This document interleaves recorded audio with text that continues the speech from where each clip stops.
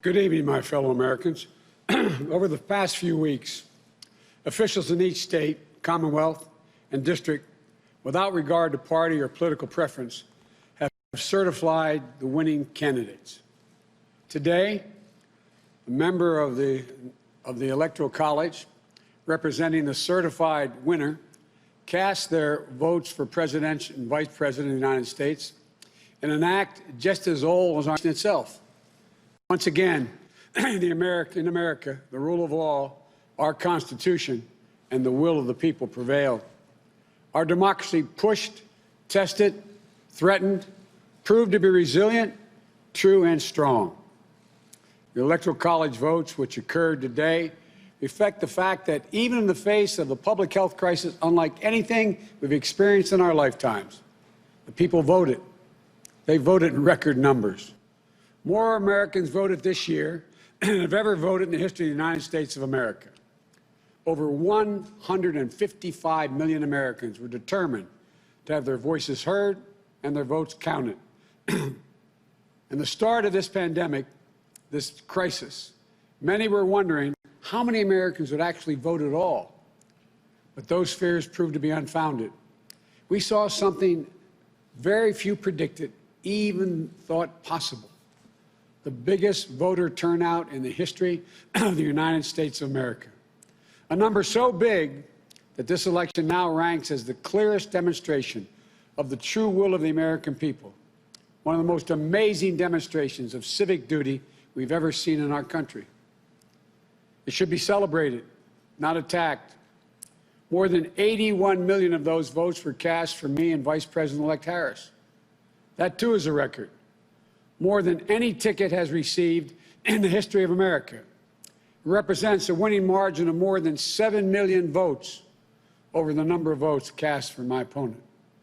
Together, the Vice President-elect Harris and I earned 306 electoral votes, well exceeding the 270 electoral votes needed to secure victory.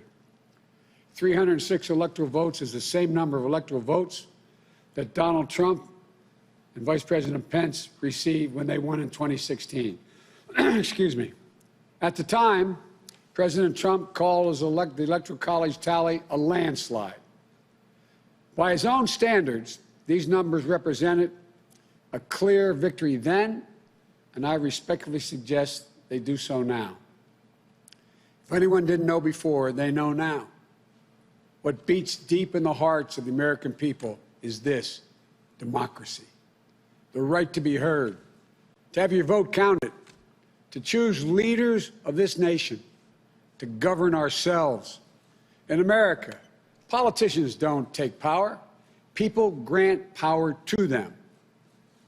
The flame of democracy was lit in this nation a long time ago. And we now know nothing, not even a pandemic or an abuse of power, can extinguish that flame. And as the people kept it aflame, so too did courageous state and local officials and election workers. American democracy works because America makes it work at a local level. One of the extraordinary things we saw this year was that everyday Americans, our friends and our neighbors, independence, demonstrating outrage, they showed a deep and unwavering faith in and a commitment to the law. They did their duty in the face of a pandemic. And then they could not and would not give credence to what they knew was not true. They knew this election was overseen by them, it was honest, it was free, and it was fair. They saw it with their own eyes, and they wouldn't be bullied into saying anything different. It was truly remarkable, because so many of these patriotic Americans are subject to so much, enormous political pressure, verbal abuse, and even threats of physical violence. While we all wish that our fellow Americans in these positions will always show such courage and commitment to free and fair elections, it is my sincere hope we never again see anyone subjected to the kind of threats and abuse we saw in this election. It's simply unconscionable. We owe these public servants a debt of gratitude. They didn't seek the spotlight. And our democracy survived because of them, which is proof, once more, that it's everyday Americans infused with honor, character, and decency that is the heart of this nation. In this election, their integrity was matched by their strength, independence, and the integrity of our judicial system. In America, when questions are raised about the legitimacy of any election, those questions are resolved through the legal processes. And that's precisely what happened here. The Trump campaign brought dozens and dozens and dozens of legal challenges to test the result. They were heard again and again. And each of the times they were heard, they were found to be without merit. Time and again, President Trump's lawyers presented arguments to state officials, state legislatures, state and federal courts, and ultimately to the United States Supreme Court twice. They were heard by more than 80 judges across this country, and in every case, no cause or evidence was found to reverse or question or dispute the results. A few states went for recounts. All the counts were confirmed. The results in Georgia were counted 3 times. Didn't change the outcome. The recount conducted in Wisconsin actually saw our margin grow. The margin we had in Michigan was 14 times the margin President Trump won that state by 4 years ago. Our margin in Pennsylvania was nearly twice the size of the Trump margin 4 years ago. And yet, none of this has stopped baseless claims about the legitimacy of the results. Even more stunning, 17 Republican attorneys general and 126 Republican members of the Congress actually signed on to a lawsuit filed by the state of Texas. That lawsuit asked the United States Supreme Court to reject the certified vote counts in Georgia, Michigan, Pennsylvania, and Wisconsin. This legal maneuver was an effort by elected officials and one group of states to try to get the Supreme Court to wipe out the votes of more than 20 million Americans in other states, and to hand the presidency to a candidate who lost the Electoral College, lost the popular vote, and lost each and every one of the states whose votes they were trying to reverse. It's a position so extreme, we've never seen it before. A position that refused to respect the will of the people, refused to respect the rule of law, and refused to honor our Constitution. Thankfully, a unanimous Supreme Court immediately and completely rejected this effort. The court sent a clear signal to President Trump that there would be no part of an unprecedented assault on our democracy. Every single avenue was made available to President Trump to contest the results. He took full advantage of each and every one of those avenues. President Trump was denied no course of action he wanted to take. He took his case to Republican governors and Republican Secretary of State, as he criticized many of them, to Republican state legislatures, to Republican-appointed judges at every level. And in a case decided after the Supreme Court's latest rejection, a judge appointed by President Trump wrote, quote, "This court has allowed the plaintiff the chance to make his case, and he has lost on the merits," end of quote. Lost on the merits. Even President Trump's own cybersecurity chief, overseeing our elections, said it was the most secure election in American history, and summarily was let go. Let me say it again. His own cybersecurity chief, overseeing this election, said it was the most secure in American history. Respecting the will of the people is at the heart of our democracy, even when we find those results hard to accept. But that's the obligation of those who've taken on a sworn duty to uphold the Constitution.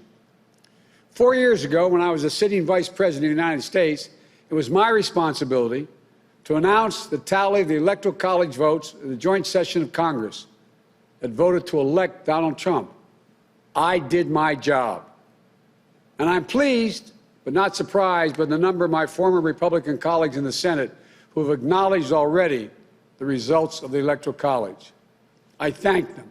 And I'm convinced we can work together for the good of the nation on many subjects. That's the duty owed to the people, to our Constitution, to our history. You know, in this battle for the soul of America, democracy prevailed. We, the people, voted. Faith in our institutions held. The integrity of our elections remains intact. And now it's time to turn the page, as we've done throughout our history, to unite, to heal. As I said in this campaign, I will be president for all Americans. I'll work just as hard for those of you who didn't vote for me as I will for those who did. There's urgent work in front of us. Getting this pandemic under control and getting the nation vaccinated against this virus. Delivering immediate economic help so badly needed by so many Americans who are hurting today. And then building our economy back better than it ever was. In doing so, we need to work together to give each other a chance to lower the temperature. And most of all, we need to stand in solidarity as fellow Americans, to see each other, our pains, our struggles, our hopes, and our dreams. We're a great nation. We're good people.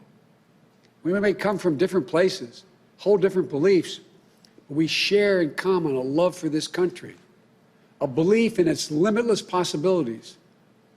For we, the United States of America, has always set the example for the world for a peaceful transition of power. We'll do so again. I know the task before us won't be easy. It's tempered by the pain so many of us are feeling. Today, our nation passed a grim milestone, 300,000 deaths due to this COVID virus. My heart goes out to each of you in this dark winter of the pandemic, about to spend the holidays and the new year with a black hole in your hearts, without the ones you loved at your side. My heart goes out to all of you who have fallen in hard times through no fault of your own, unable to sleep at night, staring at the ceiling, and weighed down by the worry of what tomorrow will bring for you, and equally important for your family. But we've faced difficult times before in our history. I know we'll get through this one, but together. That's how we get through it, together. So as we start the hard work to be done, may this moment give us the strength to rebuild this house of ours upon a rock that can never be washed away. As in the prayer of St. Francis, for where there is discord, union. Where there is doubt, faith. Where there is darkness, light. This is who we are as a nation. This is the America we love. And that is the America we're going to be. So thank you all. May God bless you. And may God protect our troops and all those who stand watch over our democracy. Thank you.